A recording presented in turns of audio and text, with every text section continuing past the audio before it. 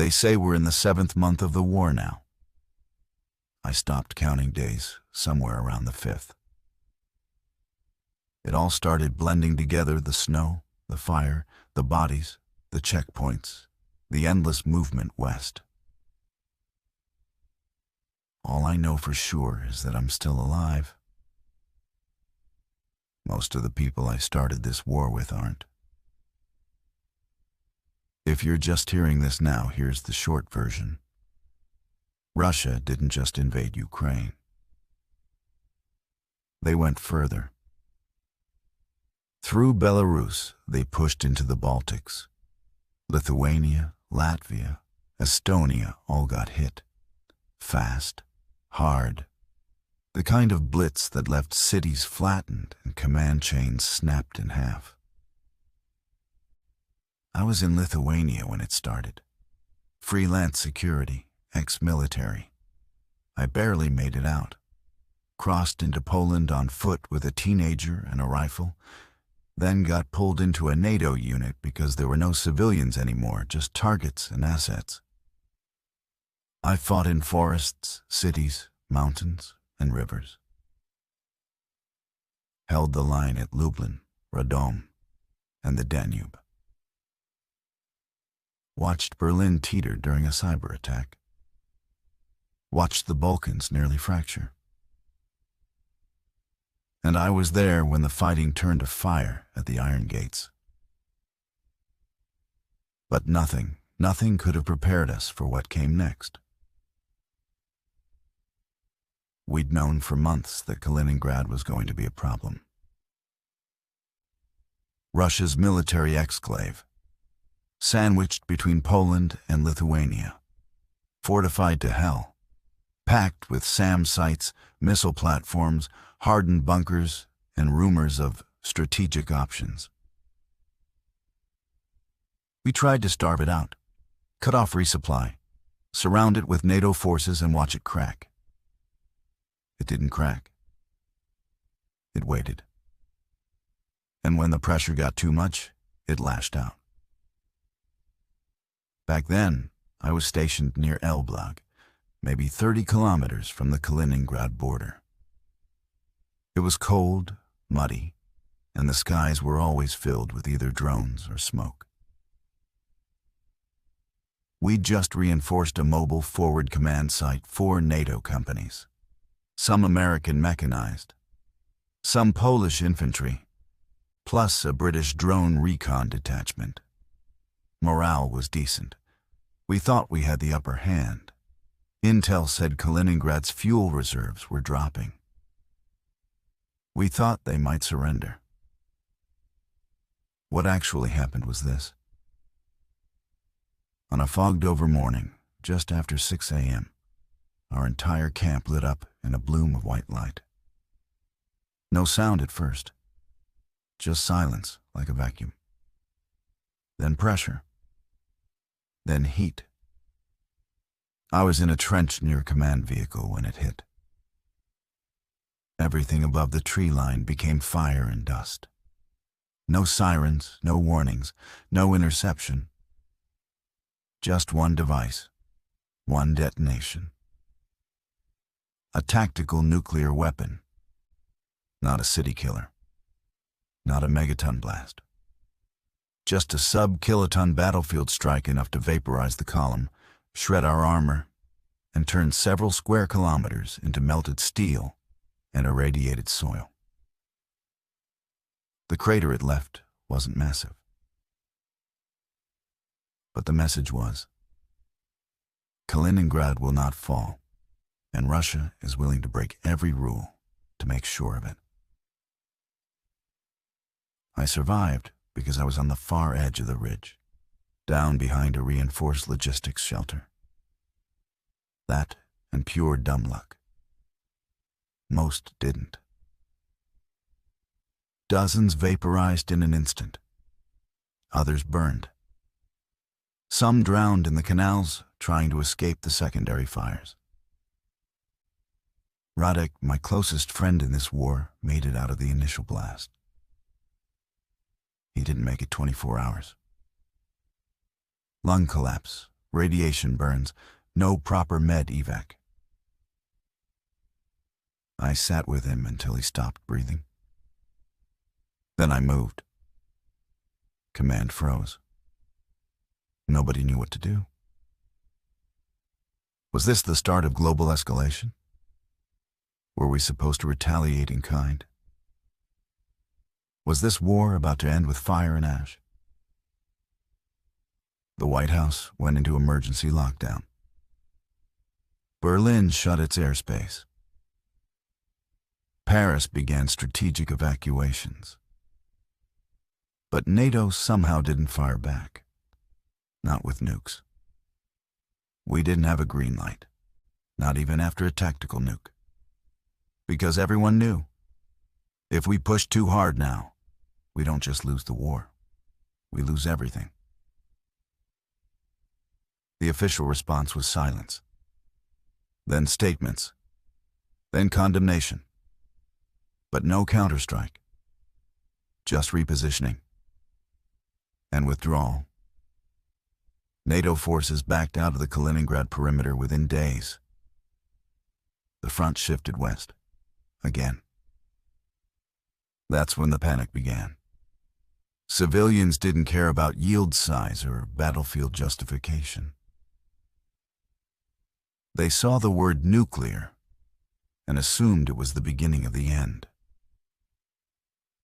Supermarkets cleared out in hours. Riots in Warsaw, looting in Gdansk. One of our convoys was attacked by civilians just trying to steal iodine pills. The psychological damage was worse than the physical. The fear spread faster than radiation ever could. We were rotated to a fallback station near Torun, tasked with stabilizing refugee flow and holding a new line. But there was no real line anymore. Just scattershot fronts, makeshift checkpoints, and exhausted men holding rifles in the snow, waiting for anything to make sense again. I don't know how many people were lost that day. They won't publish numbers. They'll say limited loss of life or contained incident. But I saw the soil glow at night. I saw the birds falling out of the sky days later. I saw what's left of a tank battalion turned into slag. Don't tell me it was contained. Now we wait. We're told the war has entered a new phase. Unofficially, that means no more major pushes. No mass operations. Just holding, digging, and waiting. Kaliningrad still sits there, silent and hot. And no one wants to be the next target. This isn't war anymore. It's something colder. Not strategy, not courage. Just endurance. And that's how I've survived this long. Not by fighting harder, but by outlasting the fire. We're in the 7th month now, maybe pushing into 8. You can feel it in the way people stop flinching when mortars go off in the distance. You can see it in how no one counts rations anymore. They just eat what's warm and doesn't stink. After Kaliningrad, after the blast, the front didn't move. It just froze. And everyone, NATO, Russia, civilians tried to pretend the rules hadn't just changed. We pulled back to a logistics hub west of Torun, what used to be a small city with trams and college kids. Now it's a skeleton wrapped in camouflage netting and coiled wire.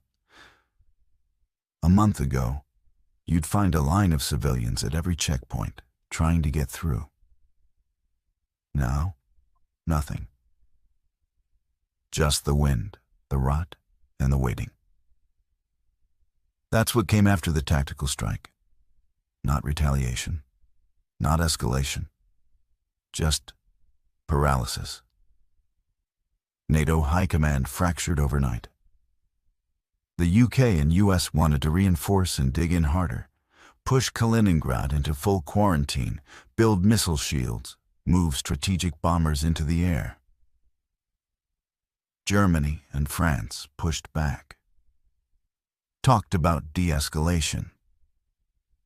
Privately, they called the blast a containable mistake. There were rumors of a classified NATO vote whether to consider Article 5 officially invoked after the nuclear use. If it passed, NATO would declare it a direct act of war against the alliance as a whole. But it didn't pass. Some said Turkey abstained. Others whispered that Hungary threatened to pull out.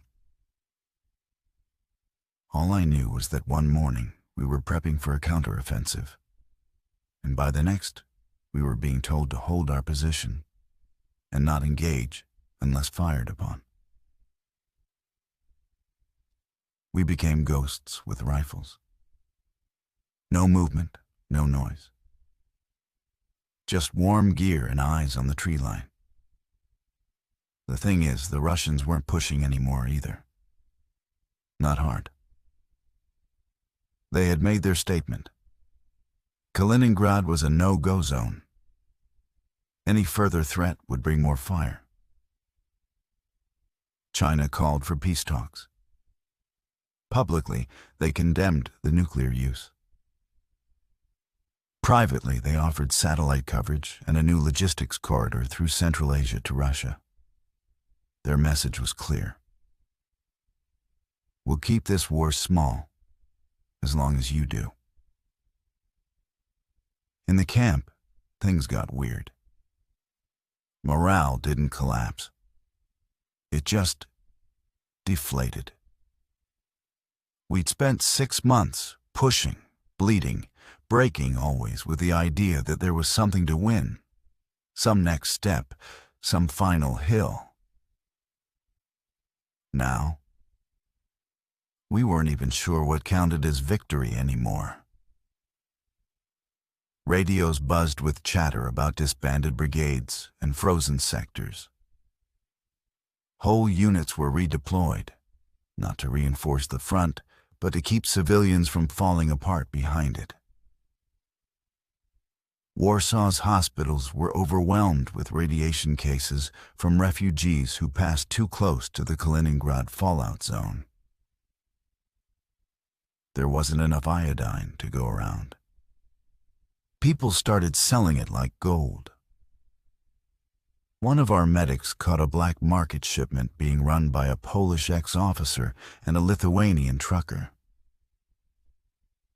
They had boxes of NATO supplies and were trading them for antibiotics and canned food. We didn't arrest them. We just took half the load and let them go. Because honestly, they were better at moving supplies than command was. My squad was down to 5 now. Mateusz, the kid from Gdansk, was still with us. Didn't talk much anymore. He carried 2 rifles. Didn't trust any of them enough to let them out of his reach. Delisle, the French NCO, was gone. A shell hit his tent 2 weeks earlier. He wasn't even on duty, just asleep. Sometimes I think that's the best way to go in this war. Quick, unaware, before the brain even registers it. We were given new instructions. Stabilize the interior, enforce discipline, identify agitators. Translation: NATO is scared of itself now.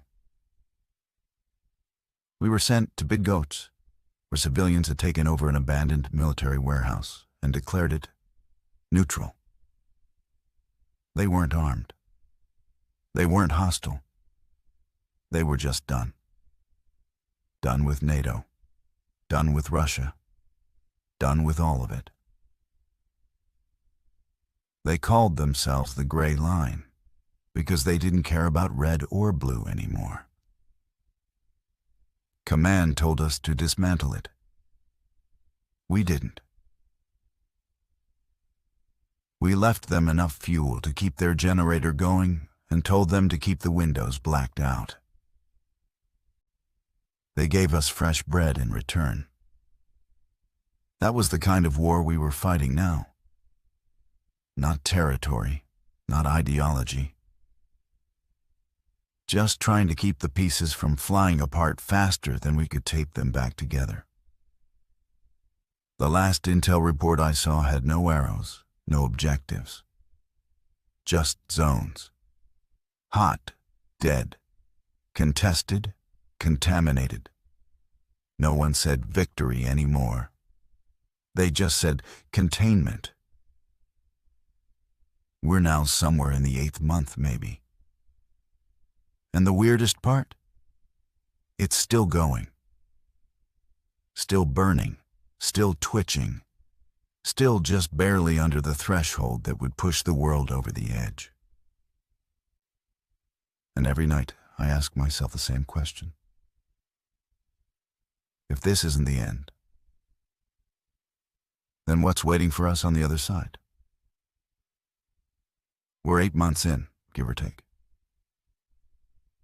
Or at least that's what we think. There are no day counts on the walls anymore. Just weather updates and supply estimates. Time stopped being linear around the time we stopped winning. Most of the NATO front line is static now, not out of stability, but out of exhaustion. Kaliningrad is still surrounded, but untouched. Ukraine's east is in a holding pattern, lines drawn in trenches and ash. Moldova is chaos. Belarus is radioactive rumor and silence. And the rest of us? We rotate. Forward, then back. Patrol, then sit. Guard, then forget what we're guarding. That's when Monroe came back. We hadn't seen her since she got evac'd from the Danube with shrapnel in her spine. Thought she was gone for good. But she walked into our checkpoint outside Toron, wrapped in a cold weather jacket, holding a mug of bitter coffee and a file folder. She looked 10 years older. Still sharper than any of us. "I've got something," she said. "Off books, high priority." We didn't ask if it was official. By that point, official didn't mean anything. The job was simple on paper. Investigate an unmarked facility 20 kilometers from Kaliningrad's western edge. No IFF, no signal, no ownership on record. May be connected to the blast. We weren't told to destroy it. We weren't told to claim it. We were just told to go. They gave us 3 days of rations, 2 unmarked trucks, civilian clothes, and 1 line of contact. A secure sat phone with a pre-coded number that only rang outbound. We were 6 people. Monroe, myself, Matthews, a British recon sniper named Holloway, an Estonian tech named Kari, and a Czech driver whose name I never caught. Everyone just called him Doc, even though he wasn't. We crossed the outer perimeter on foot after ditching the trucks near a collapsed commuter rail station. The air near Kaliningrad felt wrong. Not poisoned, not smoky. Just hollow. Like sound didn't carry properly. Like the birds knew better than to be there. We reached the target compound on the second night. It was built into a hillside, reinforced concrete, modern structure, no markings. A single entrance, half concealed under tarped netting. No power lines, no antennae. Kari swept for signals, nothing. Not even passive comms. Which meant either it was dead, or it was something else entirely. We entered without resistance. No guards, no surveillance, no locks. The front chamber was cold and dry, like it had been sealed for weeks or maybe months. Inside, we found corridors. 2 floors, powerless, empty, until we reached the far wing. There were servers, still humming, still drawing power from somewhere. Running code none of us recognized, even Kari. "This isn't Russian," she said quietly. "And it sure as hell isn't NATO." That's when we saw the footage. One of the consoles was loop-playing internal camera feeds. Pre-blast footage. Timestamps checked out. We saw Russian officers in Kaliningrad, escorting what looked like foreign observers, not Chinese, not European. Dark suits, surgical masks, no insignia. And we saw them wheeling in a device. Rectangular, silver-cased, heavily shielded. That's when I felt it. That click in the back of your skull that tells you something you weren't meant to know. That blast outside Kaliningrad? The one that turned our entire column into vapor? It wasn't just a battlefield decision. It was a demonstration, a test. Someone wanted to prove something. We dumped a flash drive, photographed every frame, tried to trace the wiring. And that's when the air changed. The power died. The hallway lights flickered. And the sat phone, the only comms device we had, melted from the inside. No explosion. No fire. Just heat and a sound like metal screaming inside your teeth. We ran. No mission ever teaches you what to do when reality starts bending like that. When walls buzz. When electronics turn to jelly. When you feel like your skin is too loud. We lost Doc in the woods. He wasn't shot. He just stopped, like a puppet whose strings got cut. Heart stopped, eyes open, no pulse. We left him. We had no choice. By dawn, we were halfway to the fallback exfil, covered in mud. Shaking, dragging a flash drive that probably wouldn't even boot. We reached the checkpoint just before sunrise. No one met us. Just an empty road. A single plastic case with our old uniforms and a burner phone inside. No note. No vehicle. No orders. Just a number written on duct tape. Keep moving. Back at the forward base, we said nothing. We handed the flash to a logistics officer. Didn't file a report. Didn't mention the blast footage. Because deep down, we all knew. That strike near Kaliningrad wasn't just Russia making a move. It was a message. And who it was really meant for, we still don't know. I still see Doc in my dreams. Not dying. Just standing in that hallway, looking into the dark. And smiling. We're somewhere in the 9th month now, I think. The snow has started to melt, revealing the bones of places that were buried months ago, both metaphorically and literally. The fronts haven't moved in weeks. No major offensives. No new territory taken. No headlines. But don't let that fool you. The war hasn't stopped. It's just gone deeper. Ever since the Kaliningrad strike, things have been different. tense. But not in a way you can point to on a map. No, this is a different kind of tension. One that seeps into conversations, into sideways glances, into the way people hesitate before speaking on an open channel. A kind of paranoia. And that's when the other war started. The war behind the war. Our unit got reassigned to internal security duty. Not along the front, not in contested territory. We were pulled back to Poznan, which was supposed to be a rear logistics hub, warehouses, refugee management, secure comms. But things were falling apart there too. Not from missiles. From inside. Day one, we walked into a depot with 20 NATO personnel. And no weapons. All crates empty. No sign of forced entry.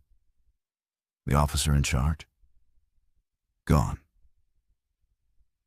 So were the logs, the backup drives, the comms router, and the spare fuel cells. We found a half-eaten meal still warm on the hot plate. Someone had left in a hurry. That same night, a drone operator went missing. His cot still made. His boots gone. His encrypted console wiped clean. 2 days later, he popped up in a propaganda video on Russian state feeds, calling NATO a colonial war machine and blaming the alliance for provoking Armageddon. Except, it was clearly edited. His mouth didn't match the words. His voice had strange artifacts. And the footage cut just before the camera pan left. Someone had put him there. Or someone had made it look that way. Monroe briefed us the next morning. "This is not just sabotage," she said. "We have fractures inside the command. People aren't just disobeying, they're splintering." NATO command called them unauthorized actors. We called them something else. Ghosts. Troops who disappeared. Bases that had gone quiet. Convoys that left but never arrived. We were told to find one of them. A British forward signals unit, Fox Actual, had gone dark near Lodz. Last contact was 2 weeks prior. They weren't on comms. Weren't logging supply draws. But satellite recon showed vehicles still moving in and out of their compound. We were sent in under the cover of a standard fuel inspection.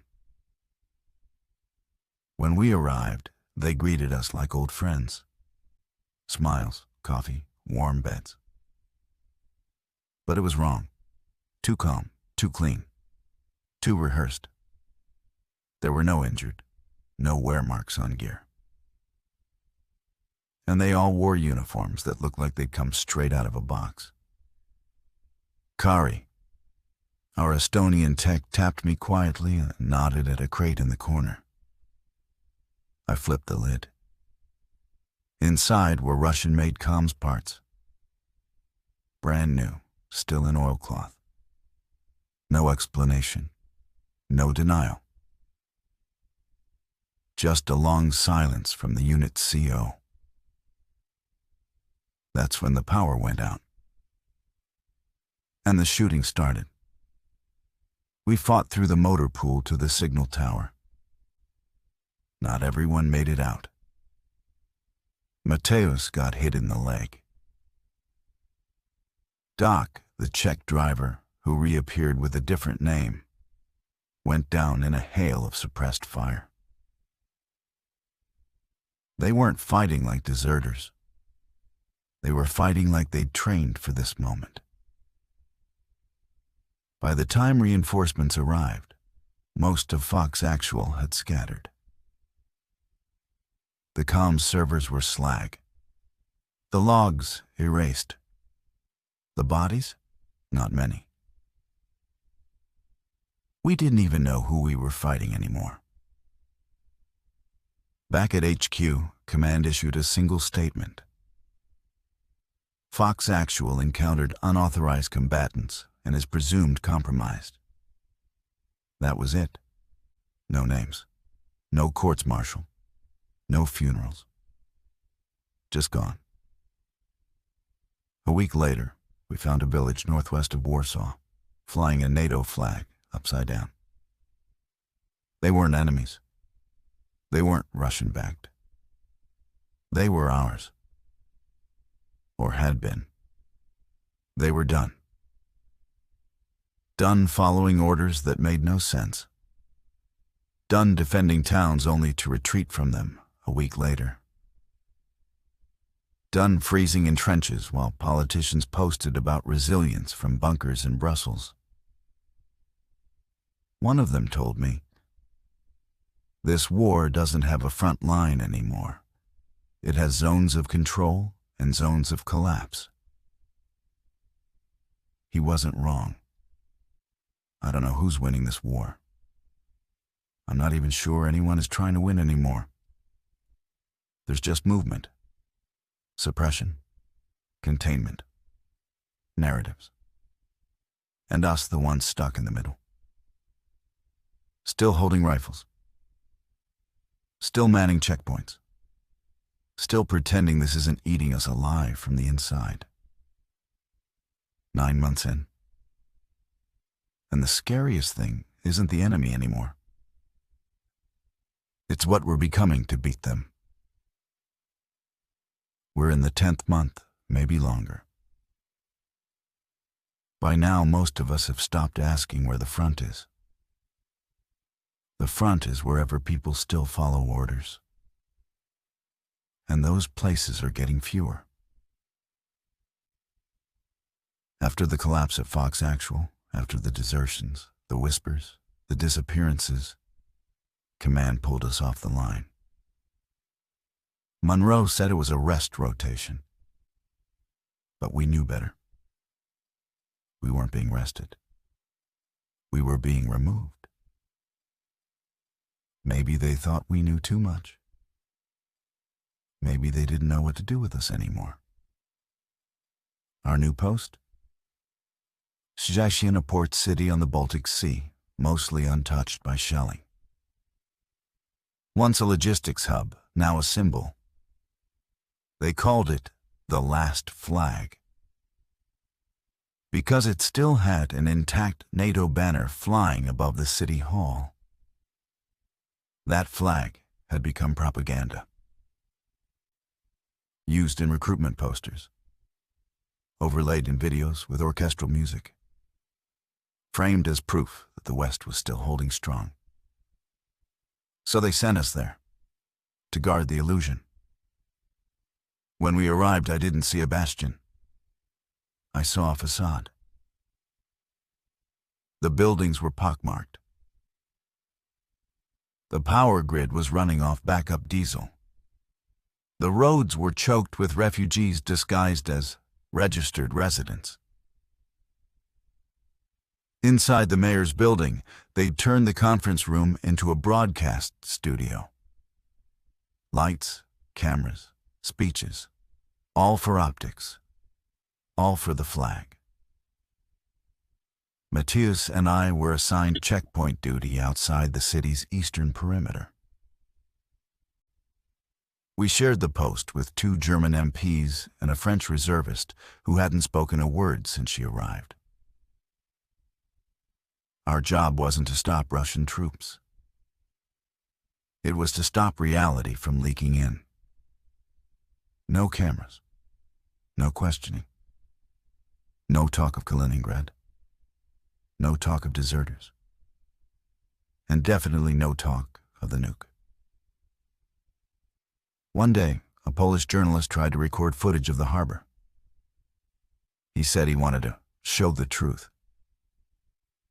He never made it back to his car. No one killed him. But his credentials were pulled. His equipment was confiscated. And he disappeared from the system like he'd never existed. The next day, Monroe told me something I haven't repeated until now. This war isn't about winning anymore. It's about not collapsing faster than the other side. We were summoned to a ceremony 2 weeks later. Top brass, politicians, speeches, all under the banner of unified resilience. They handed out medals, praises, and new patches. The new insignia didn't say NATO. It just said, ISFOR, International Stabilization Force. A rebranding, a shift, a quiet burial of what came before. One of the Ukrainian officers next to me muttered, "Rename a war, and it feels like progress." Back at the checkpoint, we received new orders. Not to watch for Russian troops, not to screen supplies, but to screen information.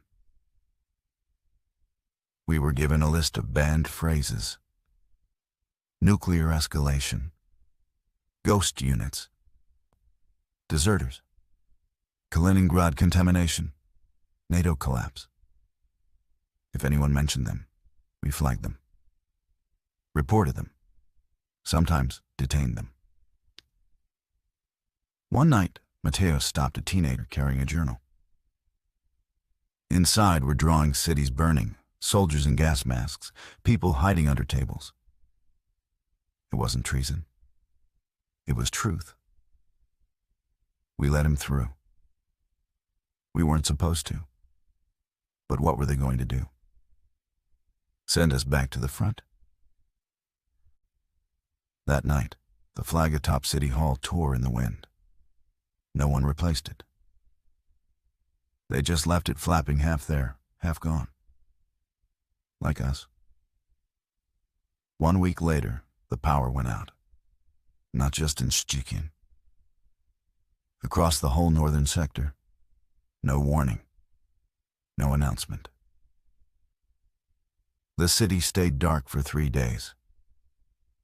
We kept the checkpoints manned by firelight. We used radios powered by crank. We boiled snow to drink. Command never checked in. On the third night, Monroe gathered us behind the old train station. No uniforms. No ranks. Just a map, a flashlight, and a choice. "There's a convoy heading west," she said. "Volunteers only. We're not defecting. We're not surrendering. We're surviving." No one spoke. Then Mathieu stood up and said, "What's left to stay for?" The convoy left at 4 o'clock. 17 people. 2 trucks. A compass. And a promise that we'd find somewhere to exist without pretending. We didn't desert.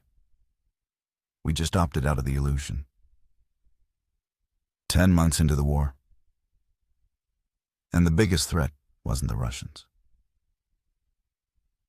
It was believing this was still a war you could win. It's been a full year now, or close enough. No one counts the days anymore. We count the scars, the towns we don't return to, the people we left behind, the lies we stopped repeating. The war didn't end. But it slowed.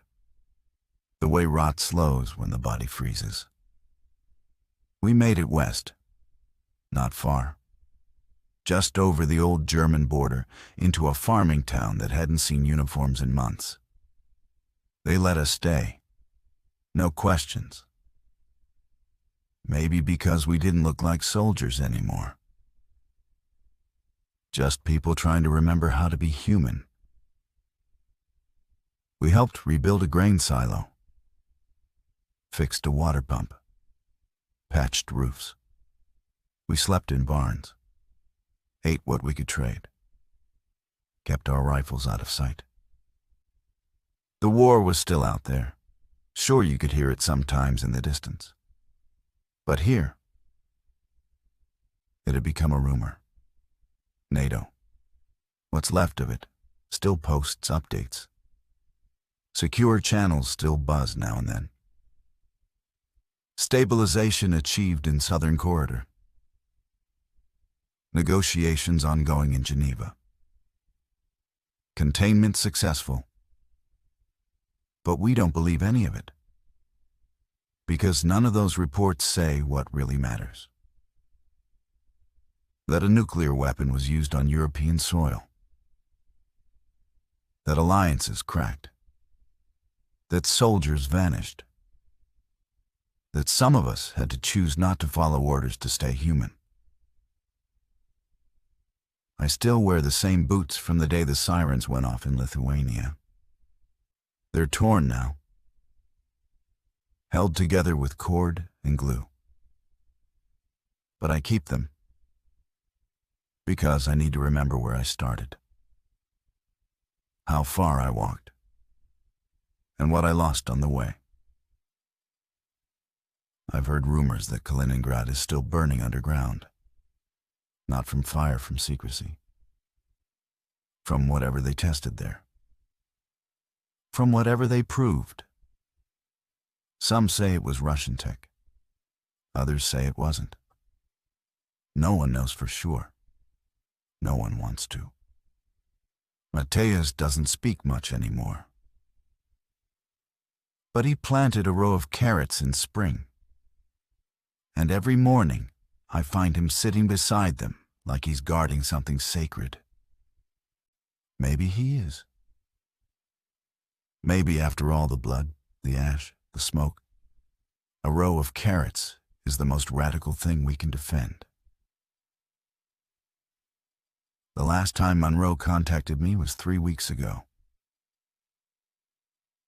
A scribbled note delivered by hand from a refugee trader. Holding south, ceasefire likely, still watching the sky. That's all. No rank, no orders. Just a voice still out there. A ceasefire. Not peace. Not healing. Just silence with edges. But maybe silence is enough for now. I used to think survival was about fighting. But now I know. Survival is refusing to let the war decide who you are. It's been a year. I survived. Not because I won, but because I chose to carry forward something more than fear. And if there's a second year, I'll survive that too.